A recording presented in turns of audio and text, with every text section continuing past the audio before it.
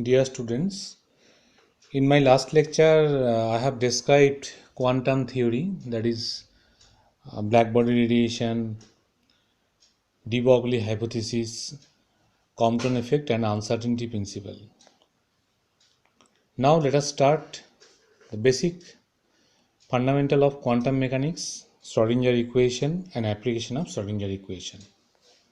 That is very, very important not only for exam point of view but also for the point of view of engineering applications, various engineering applications.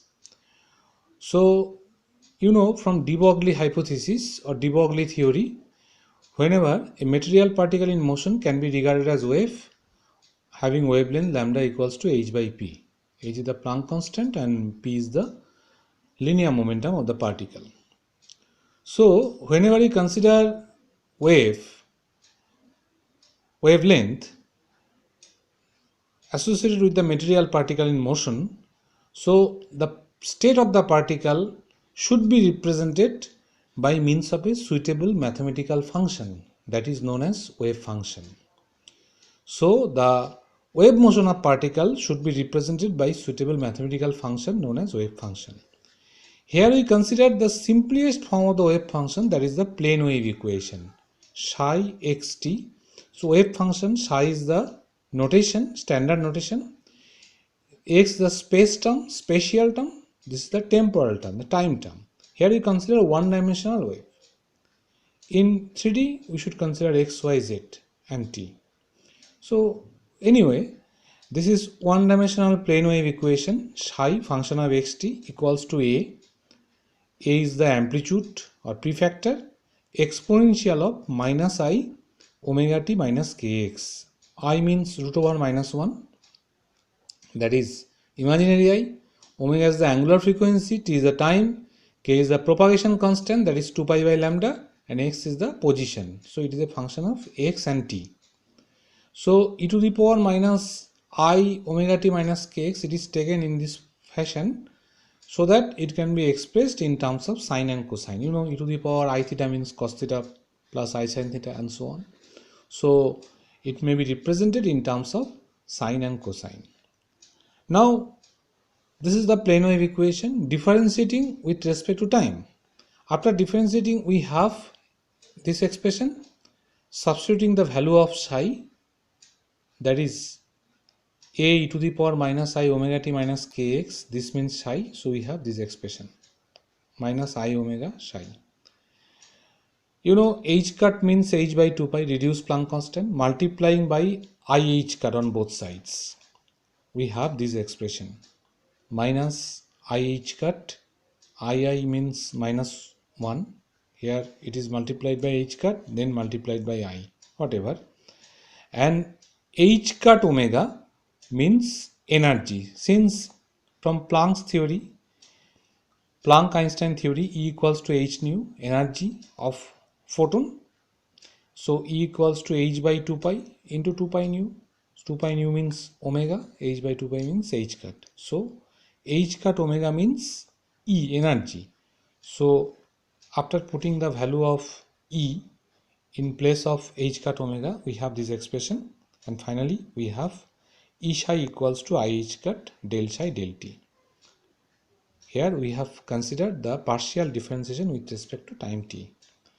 So omitting psi from both sides, you may write E equals to I h cut del t, omitting psi. So here this E may be regarded as energy operator. It is denoted by E hat. E hat equals to I h cut del t. So in quantum mechanics, classical parameters should be replaced by suitable quantum mechanical operator. That is one of the important difference between classical physics and quantum physics. In classical physics, energy means E, and in quantum mechanics, energy means E hat, that is the energy operator, equals to I h cut del t. Clear? Next we consider the same wave function, that is the plane wave equation, and differentiating with respect to x. And from de Broglie hypothesis, lambda equals to h by p, this means p equals to h by lambda, so h by 2 pi into 2 pi by lambda means h cut k. So momentum means h cut k. So multiplying both sides by h cut and then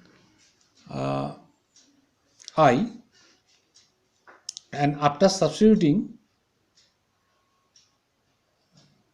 different variables, we have p psi equals to minus I h cut del psi by del t.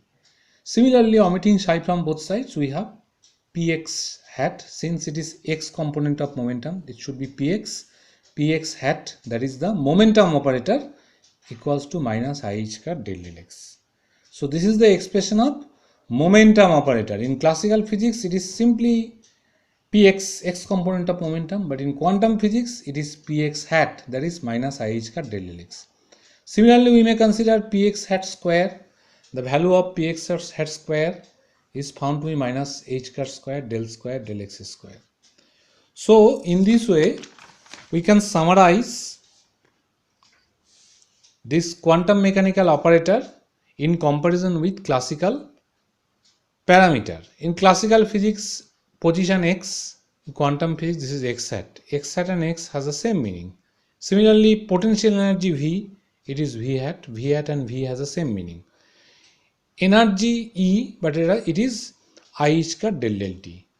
In classical physics, it is px, x component of momentum, but in quantum physics, it is minus I h cut del x. In classical physics, square of the momentum px square, but in quantum physics, it is minus h cut square by del square into del square del x square. So this is the difference between quantum mechanical operator and classical parameter.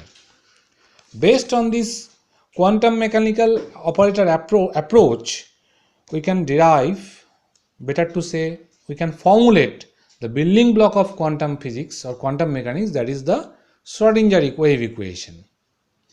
So let us start with the formulation of Schrodinger wave equation. Just like Newton's law, Newton's law cannot be derived in classical physics. The building block of classical physics is Newton's law, and it cannot be derived. It can only be formulated. Just like Newton's law, Schrodinger equation can only be formulated, it cannot be derived, since it is the basic equation of quantum physics. So we started with basic energy equation, that is kinetic energy. This is px square operator. So kinetic energy means px square by 2m, that is the kinetic energy. So the expression takes the form minus h cut square by 2m del square psi by del x square. So that is the kinetic energy operator. So we may write, this is minus h cut square by 2m del square by del x square plus v equals to it in terms of only operator, but it doesn't have any meaning until and unless it operates on a wave function, suitable wave function. So multiplying by psi. So E psi equals to this into psi plus V psi. Clear? Total energy operator equals to E. So it operates on psi, So after simplification, we may write this expression. Changing side and taking the common term, del square psi by del x square plus 2m by h cut square E minus V psi equals to 0. It is known as Schrodinger equation, and it doesn't depend on time. So that's why it is called time independent one-dimensional Schrodinger equation. If we put the value of E in its operator form, that is I h cut del t, then it should not be E, it is I h cut del t. Then it is called time dependent one-dimensional Schrodinger equation. Okay. Similarly, in 3D, this is one-dimensional case. In 3D, y and z components should be incorporated. So this is y term, this is z term.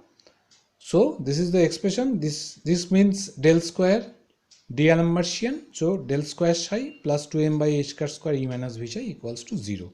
So this is the three-dimensional Schrodinger equation in time independent form. So this is the building block of quantum physics. We can apply this Schrodinger equation in 1D or in 3D to solve different types of complicated physical problem. Now let's have a look on the property of quantum mechanical wave function. So I have mentioned earlier about the quantum mechanical wave function, that is nothing but mathematical function involving space term and time term, but it should be different from other wave function like classical wave function. Whenever we have discussed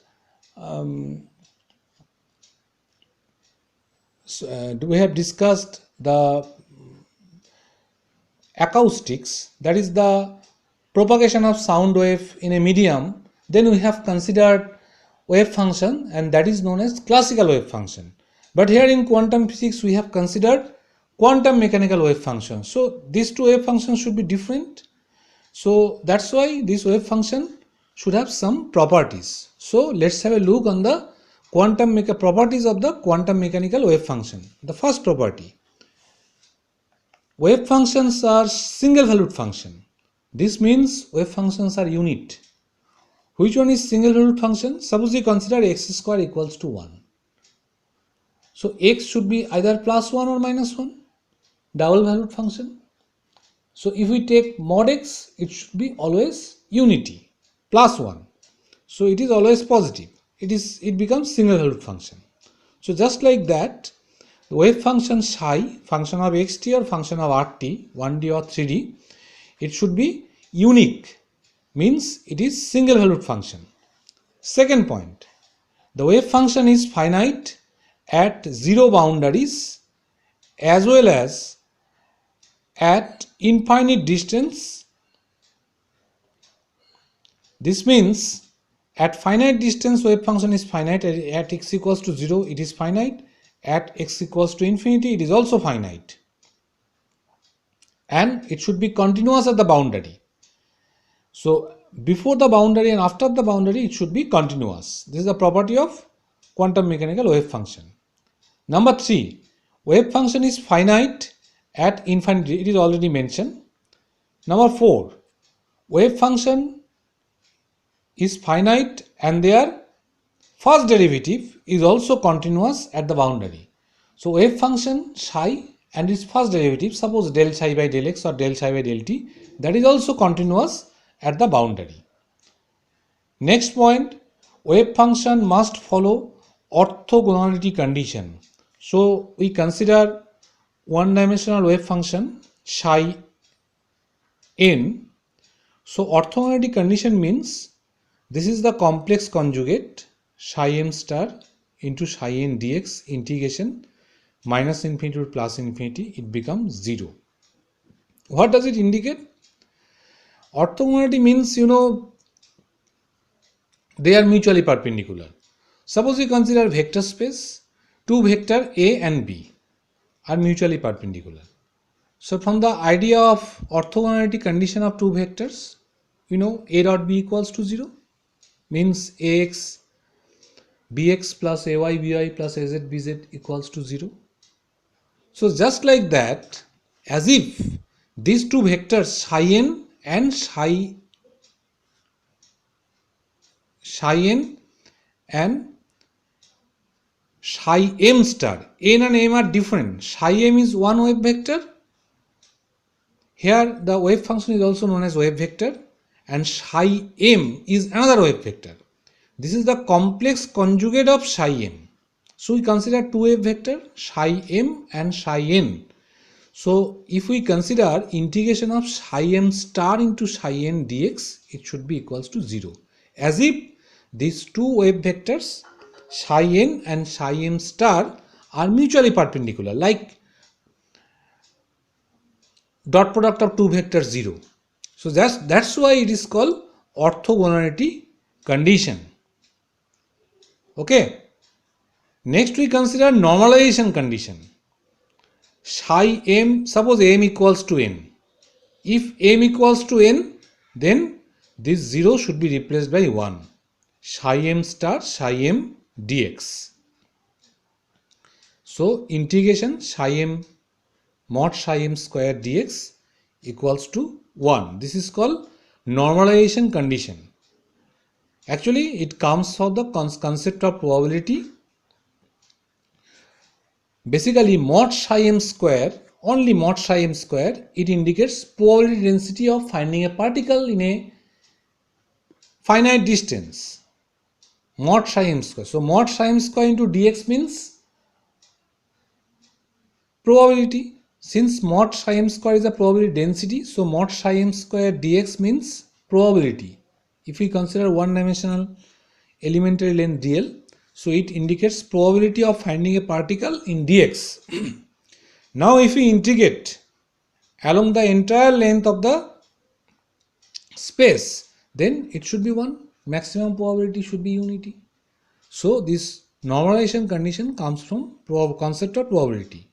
So combining these two, orthogonality condition and normalization condition, we may write psi m star into psi n dx equals to delta mn. This is a mathematical function. This is known as Kronecker delta, the property of this Kronecker delta function. If m equals to n, it is 1. If m not equals to n, it becomes 0. So combining these two, it can be expressed in terms of this Kronecker delta function. This Kronecker delta m means you may find it in any textbook or in open media, open sources. That's delta mn, Kronecker delta function equals to 1 for m not equals to n, equals to 0 for m not equals to n, and 1 for m equals to n. So here, if here m not equals to n, that's why it is 0. Here m equals to n, psi m star psi m dx, that's why it is 1.